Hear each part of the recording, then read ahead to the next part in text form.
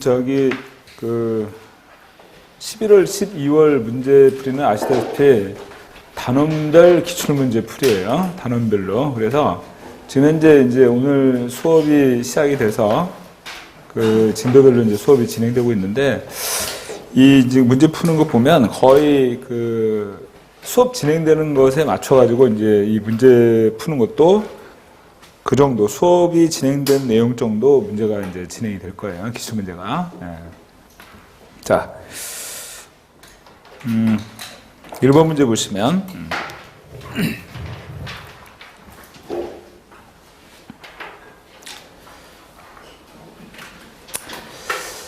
제1장 행정의 본질 해가지고 행정에 대한 설명을 옳지 않은 것은 이렇게 나왔는데 1번 행정은 정부의 단독 행위가 아니라 사회의 다양한 주체들이 함께 참여하는 협력 행위로 변해간다.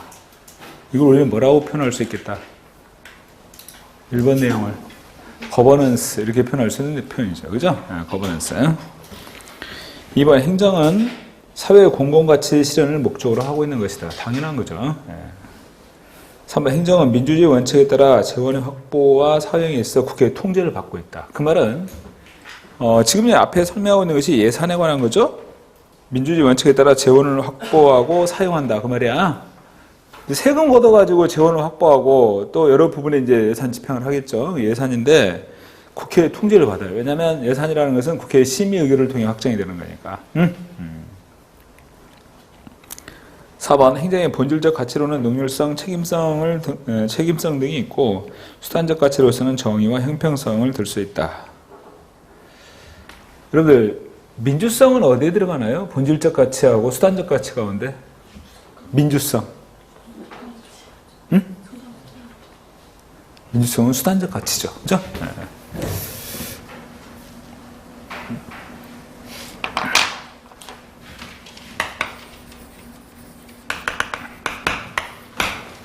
행정의 가치, 행정이 지향하는 방향을 말하는 거야. 행정 가치가. 시대에 따라 행정 가치, 행정 이념이 변화되어 오는데 여기에 설명하고 있는 본질적 가치에 관한 부분은 공익, 그 다음에 형평성, 정의, 자유평등 이런 내용들이 이제 본질적 가치에 관한 것들이죠. 전부 다. 그죠? 공익과 형평성, 정의, 자유와 평등 이런 내용들이. 반면에 수단적 가치에 속하는 것들은 대표적인 것들이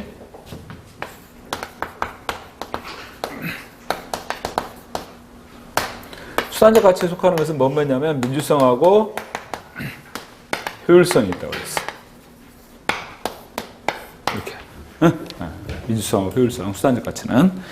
4번 지문에서 능률성, 책임성 이런 것들은 수단적 가치고 정의와 형평성은 본질적 가치다. 이렇게 비교할 수 있단 말이야. 자, 여러분들 민주성하고 효율성을 비교하면요. 민주성하고 효율성을 비교해보면 이건 목적이고 이건 수단이 될 수 있습니다. 아셨어요? 목적과 수단. 그럼 어쨌든 성격은 다르죠. 민주성을 강조하면 효율성이 저해되고 효율성을 강조하면 민주성이 저해되고 그래서 성격상 민주성하고 효율성은 서로 대립되는 그런 특성이 있어요. 그렇지만 목적과 수단이라는 측면에서 볼 때는 두 가지는 어때요? 서로 조화를 이룰 수가 있다. 그런 얘기입니다. 저 두 가지 이념이 서로 조화를 이룰 수가 있다. 그런 얘기예요.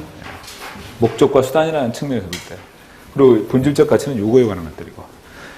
혼동하면 안 돼. 요것만으로도 그대로 시험 문제 나온 적이 있어요. 민주성은 수단적 가치입니다. 행정에서 볼 때. 본질적 가치가 아니고. 1번의 정답 몇 번? 4번이에요. 자, 2번 문제 보시면 행정과 법의 관계에 대한 설명으로서 옳지 않은 것은 이런 문제인데요. 1번 법규는 행정의 합리적이고 합법적 권위를 부여하는 원천으로 볼 수 있는 것이다. 그러니까 행정활동은 이 법규를 전제로 하고 있습니다. 법을 전제로. 두 번째, 법은 행정활동을 정당화하는 기능을 수행하고 있다. 지금 서울 광장에 사람들이 모인 이유가 뭐예요? 행정이 전혀 법을 근거로 하지 않았다는 얘기예요. 아셨어요? 그러니까 최순실이건 지금 현 대통령이건 와서 행정학 수업을 들었어야 됩니다. 아셨어요? 그럼 그런 일이 없지. 두 번째, 법은 행정활동을 정당화하는 기능을 수행하고 있고 3번, 정부가 행정을 수행하는 과정에서 국민의 권리 구제를 위한 사법적 결정을 하는 경우가 있다. 사법 권리 구제를 위한 사법적 결정은 이건 사법부의 고유 권한입니다. 이건 사법부의 고유 권한이에요. 네. 국민의 권리 구제를 위한 사법적 결정, 이런 경우는 네. 공무원의 권리를 구제하기 위해서 소청심사위원회 이런 것은 있어요. 아셨어요? 그죠? 근데 그것은 국민의 권리 구제를 위한 어떤 사법적 결정에 해당되는 것은 아닙니다. 아셨습니까? 네. 여러분들 아시다시피 국민권익위원회라고 하는 것이 있죠. 국민권익위원회는 어디 소속입니까? 국민권익위원회는 국무총리 소속이에요. 예. 자신 있게 얘기해. 예? 그렇기 때문에 이것은 사법적 결정이라고 볼 수는 없는 것이다. 그 말입니다. 예? 국민권익위원회 활동 이런 부분도 4번. 경직적인 법규의 적용은 행정과정에서 목표와 수단이 전도되는 상황을 유발시킬 수 있다.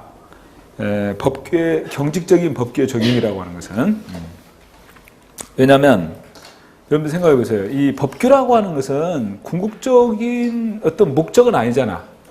법규라고 하는 것은 어떤 행정의 목표를 달성하기 위한 뭐예요? 이것은 수단이 돼야 되는 거예요. 법규라는 것은. 근데 경직적인 법규의 적용이라고 한다면 반드시 그 법규만 꼭 적용해야 된다. 이렇게 생각한다는 거죠. 그게 목표인 것처럼. 아셨어요? 근데 그러한 경직화된 법규의 적용이라는 것은 목적이 아니라 뭐야? 그건 수단인 거예요. 근데 사람들은 오로지 그 법규만 적용해야 된다고 생각하기 때문에 수단이 아닌 목적으로 생각한다라는 얘기야. 아셨어? 무슨 말인지 알겠죠? 그러니까 목적과 수단이 뒤바뀌는 걸 얘기한 거죠. 그것을. 어? 자, 2번에서는 옳지 않은 것은 몇 번? 3번입니다.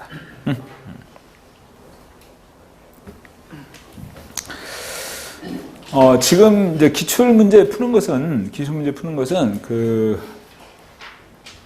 전부 다 구급 문제예요. 지방지, 국가지, 그 다음에 서울시, 그 다음에 교육행정, 앞으로 이제 사회복지직 문제 다 여기다 집어넣어갖고 이제 같이 풀 텐데, 문제 풀면서 어떤 패턴으로 어떤 주제들이 시험에 출제됐는지를 확인하면서 정리를 해나가십시오.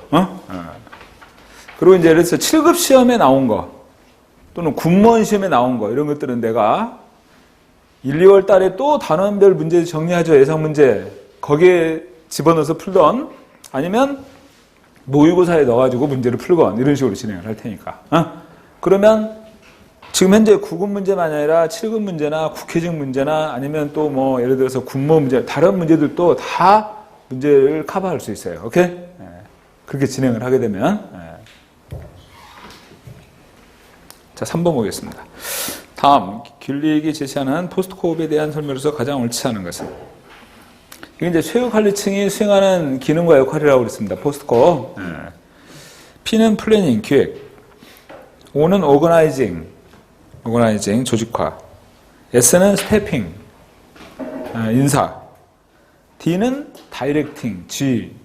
그 다음에 C5가 나왔는데 아까도 잠깐 언급했던 것처럼 이것은 코퍼레이션이 아니라고 그랬어요. 뭐야? 코디네이팅이에요. 이건 최고관리층의 기능이기 때문에 최고관리층은 조정 기능을 수행한다는 겁니다. 오케이? 코퍼레이션, 협력이 아니고 조정 기능입니다. 그 다음에 R은 레포팅, 보고. 그 다음에 B는 버드젝팅, 예산. 이런 식으로. 자, 3번에서는 정답이 3번인데 기가 막힌 게요. 이게 한 3년 전에 군무원 시험에 이대로 출제가 됐어요. 3년 전에. 근데 3년 후에 서울시 시험에 그대로 또 다시 반복해서 나옵니다. 그래서 이 기출문제를 잘 분석한다는 것이 그런 면에서 참 의미가 있다는 거예요. 이 기출문제의 패턴이랄지 이런 부분들. 왜냐하면 꼭 이것만이 아니라 그래서 군무원 시험이랄지 아니면 또 뭐 국회직 시험이랄지 다른 데서 출제됐던 행정학 문제들 이런 것도 굉장히 의미가 있다는 거죠. 자, 4번 보시면 4번 경영과 구분되는 행정의 속성으로 보기 어려운 것은? 경영과 구분되는 행정의 속성이라고 보기 어려운 거. 행정과 경영에 있어요. 1번 행정은 사익이 아닌 공익을 우선적으로 추구한다. 2번 행정은 모든 시민을 평등하게 대우해야 한다. 3번 행정조직 구성은 원칙상 법령에 의해서 신분이 보장된다. 4번 행정은 효과적인 업무 수행을 위해서 관리성이 강조되고 있다. 여러분들 경영과 구분되는 행정의 속성이라고 그랬습니다. 그러니까 행정과 경영의 뭐랄까 차이점이라고 볼 수 있는 거죠. 근데 행정 경영 유사점은 뭐라고 그랬어?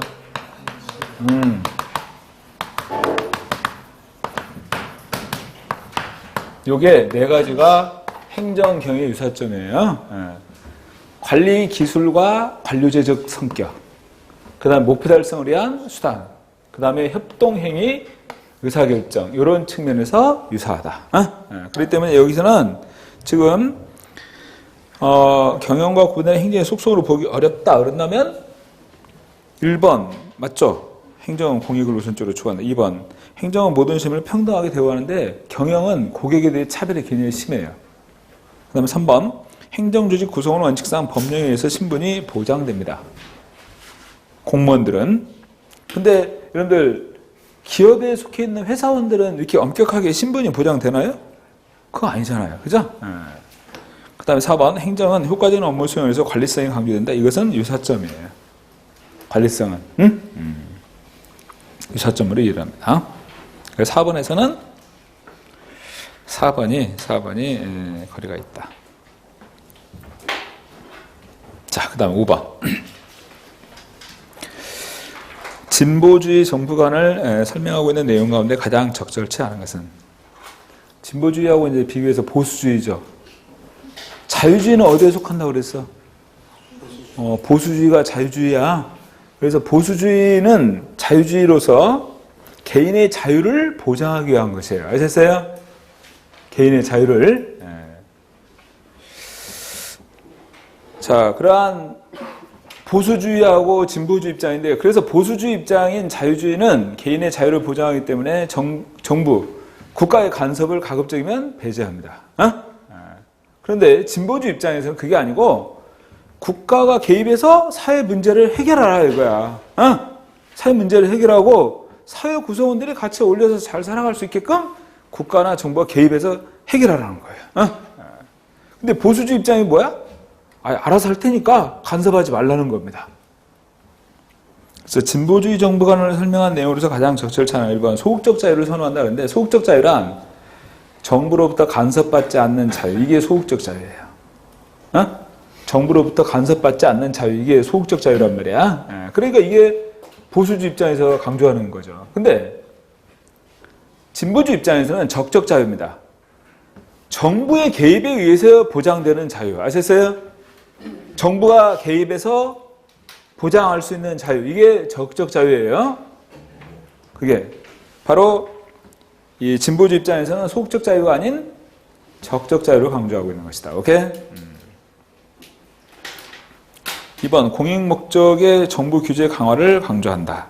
진보주의 입장에서는 공익 목적의 정부 규제의 강화를 강조하고 있지만 보수주의 입장에서는 어때요? 정부 개입에 의한 규제, 이거 완화해야 된다고 생각하는 거야. 3번 조세를 통한 소득 재분배, 진보주의 입장이죠. 네 번째 효율과 공정에 대한 자유시장의 잠재력을 인정한다. 일단 이러한 부분에 자유시장의 잠재력을 인정하는데 그 시장에 문제가 발생하면 정부가 개입해서 해결할 수 있다라고 보는 거예요. 오케이? 그다음 5번 소외 집단을 위한 정부 정책의 선호. 그래서 예를 들어서 소외 집단을 위한 정부 정책의 선호라고 한다면 사회 보장 정책 이런 것들 얘기하는 거죠. 그죠? 이것은 전부 진보주의 정부 간의 시각에서. 오케이? 진보주의 정부 간의 시각에서. 자, 5번에서는 적절치 않은 것은 1번입니다. 여러분들 이거 5번 문제 이 소극적 자유하고 적적 자유 착각하기가 아주 쉬워요. 문제 나올 때 혼동하면 안 돼요. 소극적 자유는 보수주의, 오케이? 적적 자유는 진보주의. 아까. 자, 6번.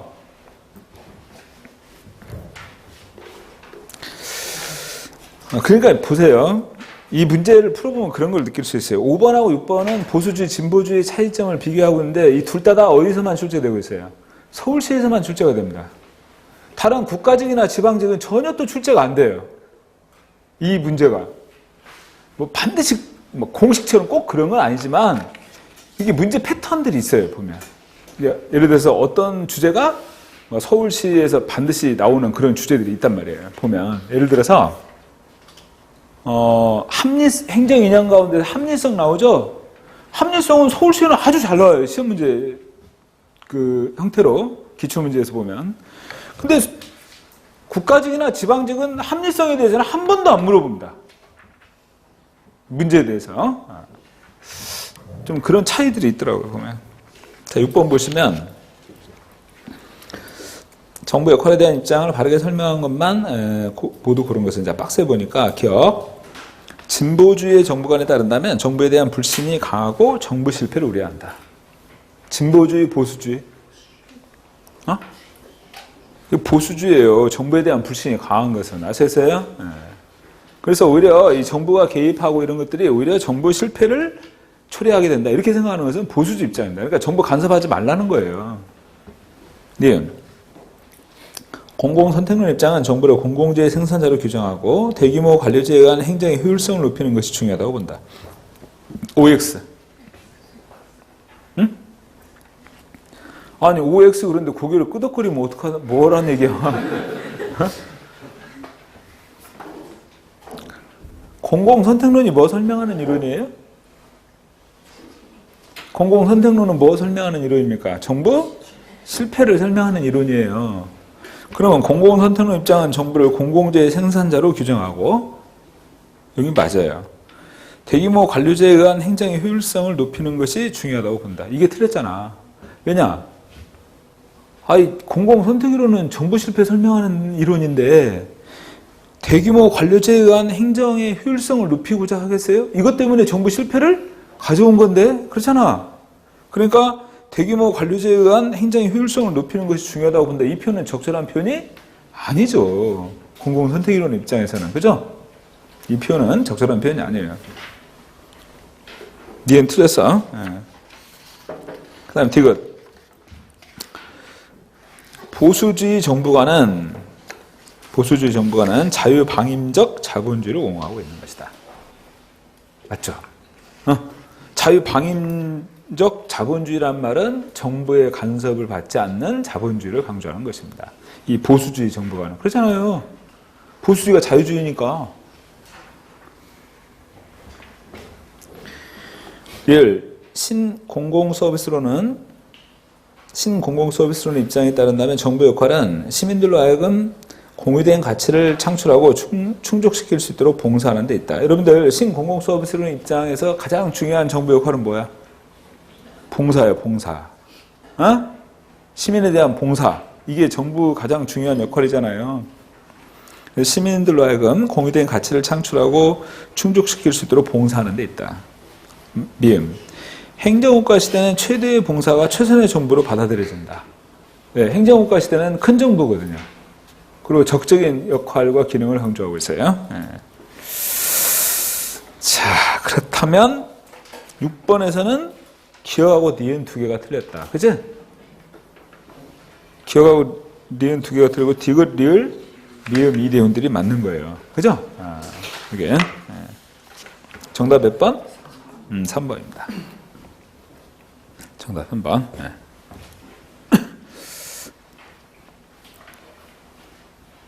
7번.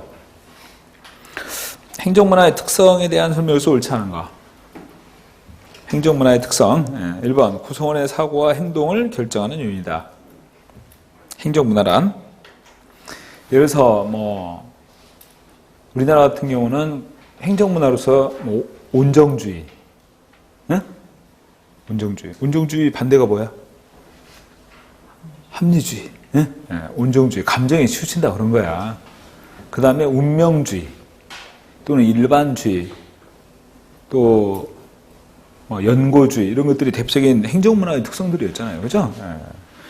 그래서 1번 구성원의 사고와 행동을 결정하는 요인이고, 두 번째 개인에 의해서 표현되지만 문화는 집합적이고 공유적이다. 행정문화라는 것은 보세요. 이 사회 구성원 개개인들의 어떤 사회 구성원 개개인들이 나타나는 행태들이 있잖아요. 그런 것들 합한 것이 바로 행정문화예요. 이 사회 구성 개개들의 행태들을 합해서 행정문화인 겁니다. 오케이? 그러니까 행정문화는 집합적 개념이라고 볼 수 있는 거죠. 그래서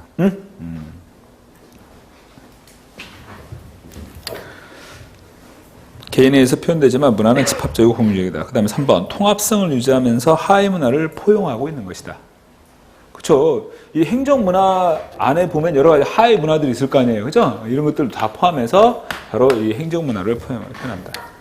4번 인간의 본능이 아니라 학습을 통해 익힌 것이다. 문화는 후천적인 학습을 통해 이루어지는 거예요.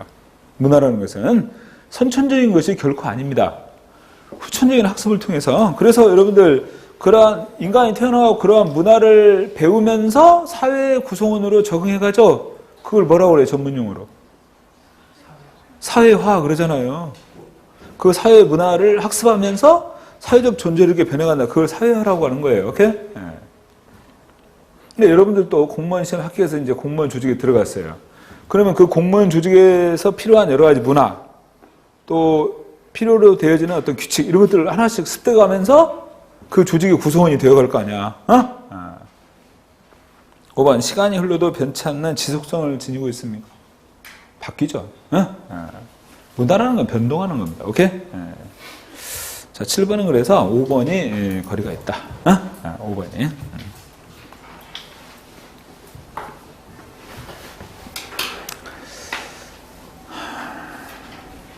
자, 제2장 현대행정의 이해입니다.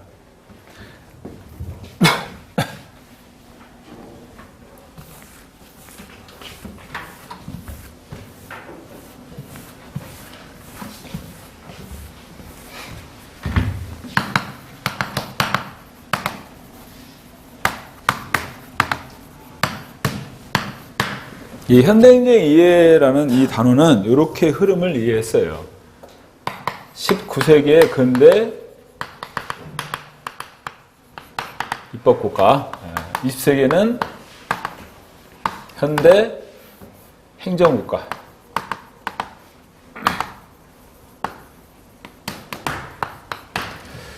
그 다음에 1980년대는 신행정국가. 이런 흐름으로. 그죠?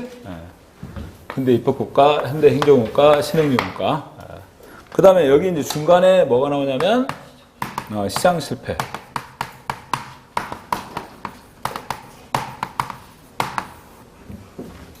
여기에는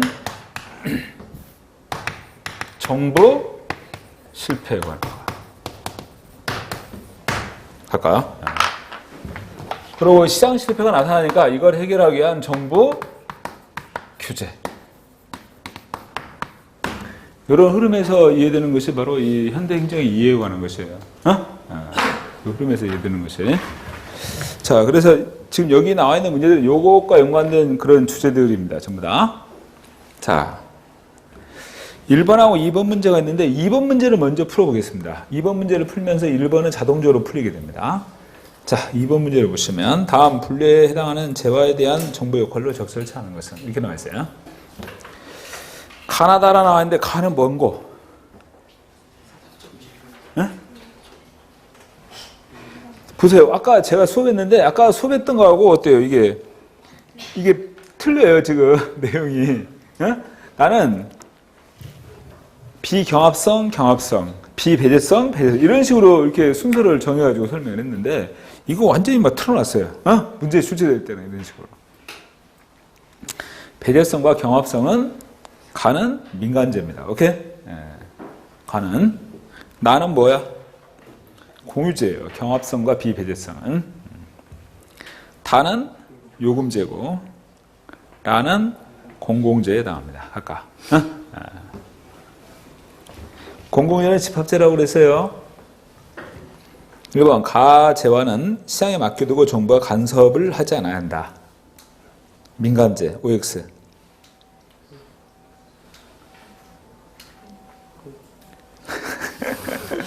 왔다 갔다 합니다. 왜 판단을 못하지? 실컷 공부했는데. 민간제는 시장에 맡겨두고 정부가 간섭을 하지 않아야 한다. 자, 그럼 넘어가 봅시다. 2번. 공유제는 정부는 무분별한 사용을 막는 규칙을 설정한다. 여러 가지 고유지 비극을 막을 수 있는 규칙도 만들잖아. 수도 없이 얘기했잖아요, 이거. 서해안에 꽃게 출호 금지 기간을 정해서 그때는 꽃게잡이 할 수 없게 한다. 국립공원에 들어가면 일체 지정된 곳 외에 취사행위를 할 수 없게 한다. 이런 것들이 규칙 아니에요. 3번. 요금제는 재화의 상당 부분을 정부가 공급하는 이유는 자연독점에 의한 시장 실패에 대응해야 하기 때문이다. 보면 요금제에 예를 들어서 전기, 철도, 수도 이런 것들을 보면 상당 부분을 정부가 공급하잖아요.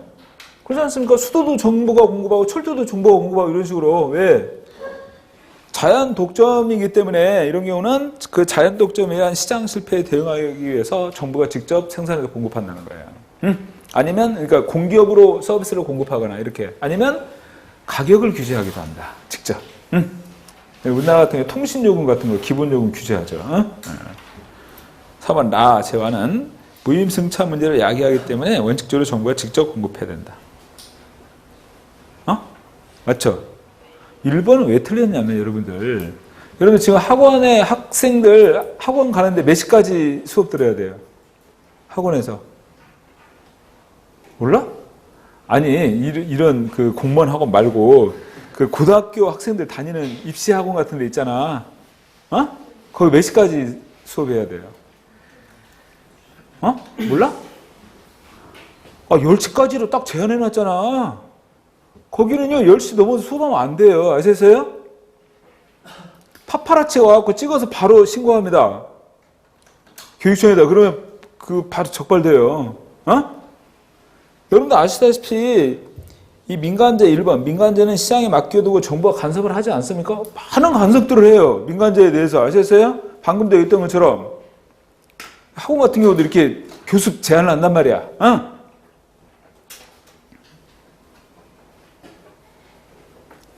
그리고 예를 들어서 예를 들어서 가게를 이렇게 만들 때도 이 거리 제한을 두고 있어요. 이렇게 일정한 거리를 띄워가지고 이게 설치하고 이런단 말이야. 담배가게 같은 경우도 마찬가지 아닙니까? 이렇게 정부가 민간제에 있어 시장에 완전히 맡겨두는 게 아니라 많은 개입과 간섭을 하는 거예요. 자, 2번에서는 그래서 1번이 틀렸어요. 오케이? 1번이 틀렸습니다. 자, 1번 문제로 가서 1번 문제로 공공재하고 행정서비스에 관한 설명으로 적절치 않은 것은 이런 문제인데 1번 비배제성과 비경합성으로 인해서 무임승차가 발생하기 쉽다. 공공재는 맞죠? 무임승차.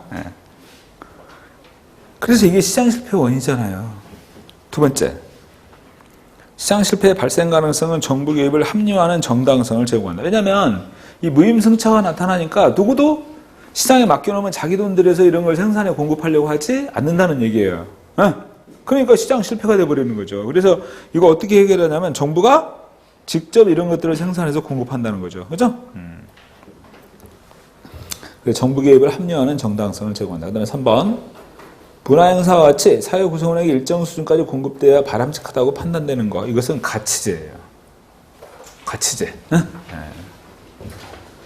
문화행사와 같이 사회 구성원에게 일정 수준까지 공급돼야 바람직하다고 판단되는 거. 가치제.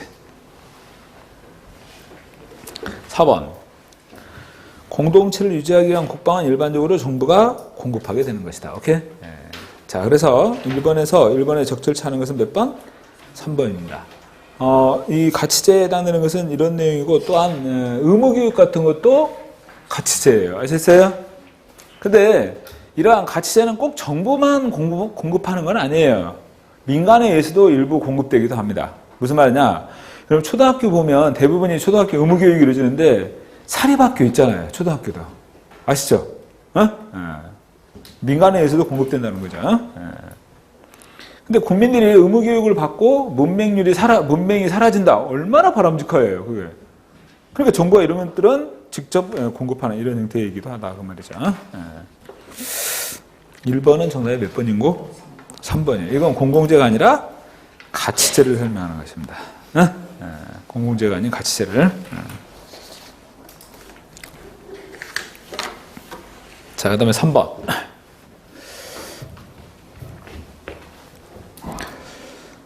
경합성과 배제성을 고려할 때 공공재에 가장 가까운 것은 뭐냐? 1번 국립도서관, 2번 고속도로, 3번 등대, 4번 올림픽 주경기장. 1번은 뭐야? 국립도서관, 공유재. 고속도로는 요금제예요. 그 다음에 등대, 소방 이런 것들은 공공재입니다. 등대, 소방. 올림픽 주 경기장? 공유제죠. 공유제 무슨 요금제야? 공유제, 올림픽 주 경기장. 공유제.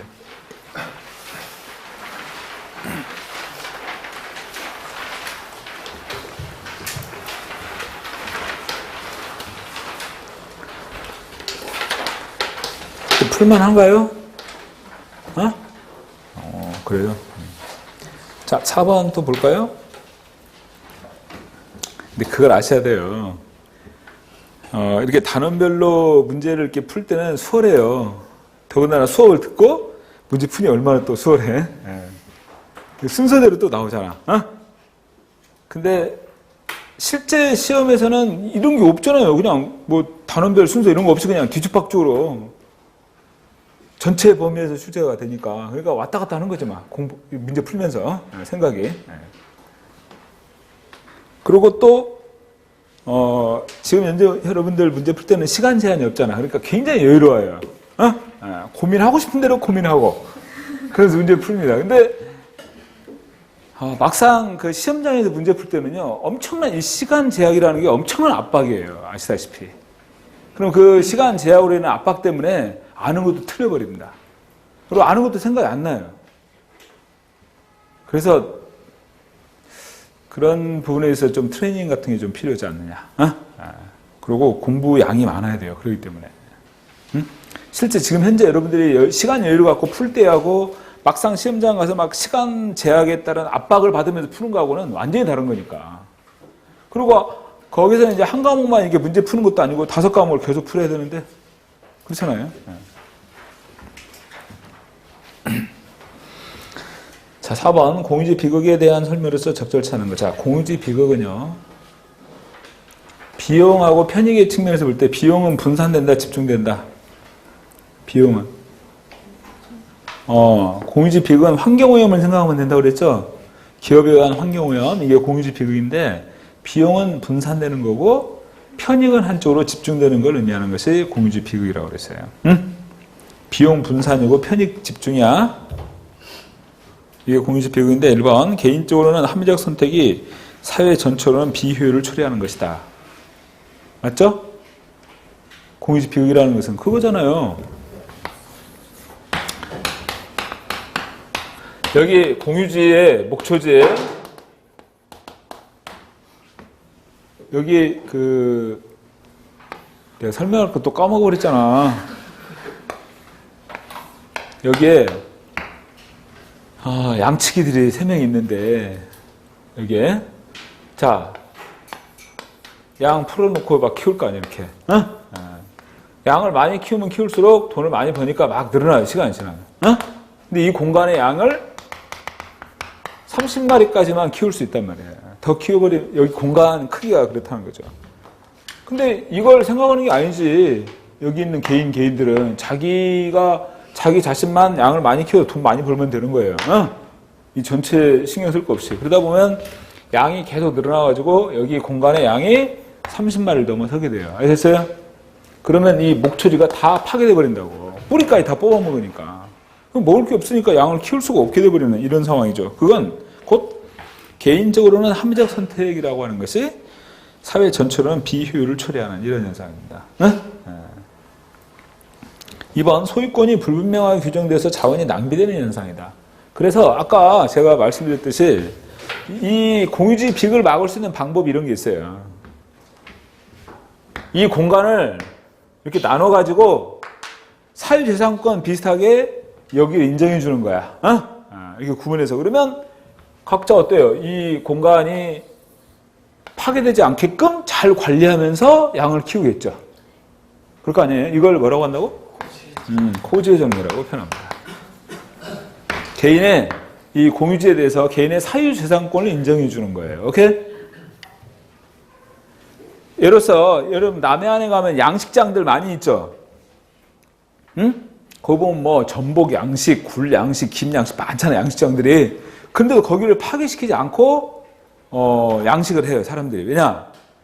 이런 식의 그 양식장을 개인의 어떤 사유재산권처럼 인정을 해준 거예요. 그 양식하는 사람들. 왜냐하면 그 사람들이 거기 지금 하고 있지만 그 사람이 할아버지, 뭐 아버지 계속 해왔던 곳이거든요. 거기가 양식을. 그러니까 일정하게 고유 수면이지만 사유재산권을 인정해 주는 겁니다. 거기에. 예. 그러면 파괴되지 않게끔 잘 관리하면서 그 사람들이 양식을 하겠지. 그걸 여기서 말하는 코재정리라고 하는 것인데 2번 내용이에요. 소유권이 불분명하게 규정돼서 자원이 낭비되는 현상. 이걸 막기 위해서 바로 개인의 사유재산권을 인정해 준다는 거죠. 3번. 한 사람의 선택행위가 다른 사람의 긍정적인 외부 효과를 초래한다. 긍정적인 외부 효과를 가져오는 게 아니라 뭐야? 부정적 외부 효과를 가져온다는 거야. 어? 한 사람의 선택행위가 다른 사람에게는 부정적인 외부 효과를 초래한다. 4번. 외부 효과를 내부함으로써 어느 정도 해결할 수 있다. 이게 무슨 말이냐? 자, 환경을 오염시키면 오염을 유발한 만큼 세금을 부과시키는 거예요. 오케이? 공해세를 부과한다. 이렇게 얘기하죠. 공해세. 예. 여러분들 이산화탄소 배출권 들어봤어요? 지금 현재 이산화탄소 배출권은 거래되고 있어요. 시장에서. 그러니까 이산화탄소를 배출하고 싶으면 그 이산화탄소를 배출권을 구입해가지고 그만큼을 이산화탄소를 배출하는 겁니다. 그러니까 이산화탄소를 많이 배출하면 배출할수록 비용 부담이 어때요? 더 커지게끔 하는 이러한 내용이 바로 4번에 나와 있는 거예요. 외부 효과를 내부함으로써 어느 정도 이것을 해결한다. 지금 여기 표현하고 있듯이 공유지 비극에 대한 설명을 적절치 않은 것은 3번 내용이 틀렸죠. 그죠? 1번, 2번, 4번 내용들은 다 맞습니다. 그리고 또 하나, 바로 이러한 공유지 비극 문제 해결을 위해서 여러 가지 방법들이 있다는 거야. 2번의 방법은 코지 정리에 설명했던 것이고, 그 다음에 또 4번에 있어서는 아까 얘기했던 것처럼 공해세를 부과한다랄지, 아니면 이산화탄소 배출권, 이런 것들을 구입해서 이산화탄소를 배출하게 한다랄지, 이런 것들을 표현한다고 볼 수 있는 거죠. 자, 4번은 3번입니다. 오케이? 네. 4번은.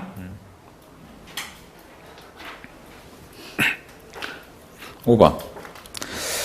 다음 보기의 내용에 시장 실패의 설명을 옳지 않은 거. 지금 4번, 5번 다 공유지 비극에 관한 거죠. 6번도 그런 내용이 포함되어 있어요. 공유지에 관한 것이기 때문에. 자, 5번. 한 마을에 적당한 크기의 목초지가 있다. 그 마을에는 10가구 오손도손 살고 있었는데 각각 한 마리의 소를 키우고 있었고 그 목초지는 소 10마리가 풀을 뜯는데 적당한 크기였다. 소들은 좋은 젖을 주민들에게 공급하면서 튼튼하게 자랄 수 있었는데 그런데 한 집에서 욕심을 부려서 소 한 마리를 더 키우면서 문제가 시작된다. 다른 집들도 소를 한 마리 또 한 마리 욕심을 부리기 시작하면서 목초지는 풀뿌리까지 뽑히게 되었고 결국 소가 한 마리도 살아갈 수 없는 황폐한 공간으로 바뀌고 만다. 지금 이 사례를 들었던 것을 이렇게 풀어놓은 거예요, 글로. 1번, 위에서 나타난 시장 실패의 주된 요인은 무임승차의 문제이다. 무임승차는 어디서 나타난 거예요? 공공재에서. 무임승차는 공공재에서 나타난 것입니다. 두 번째, 보기 사례에 나타난 재화는 배제 불가능성과 함께 소비에서의 경합성을 특징으로 한다. 그러니까 비배제성과 경합성을 특징으로 한다. 그 말이죠. 비배제성과 경합성을 특징으로 하는 거잖아. 3번. 보기의 사례는 공유지 비극에 대한 설명으로 볼 수 있다. 오케이. 4번. 이러한 시장 실패 해결을 위한 방법의 하나는 재화의 재산권을 명확히 하는 것이다. 오케이? 재화의 재산권을. 그러니까 이 땅의 소유권을 좀 구분해가지고 딱딱 구분해 두면 이렇게 파괴시키지 않을 거라는 얘기예요. 그래서 5번은 1번이 틀렸어요. 1번이.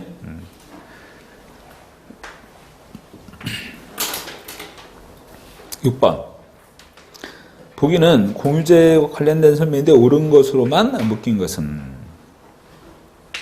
공유제에 관한 것으로. 자, 박스 보면 기억, 전기나 상하수도 등이 공유제에 해당한다.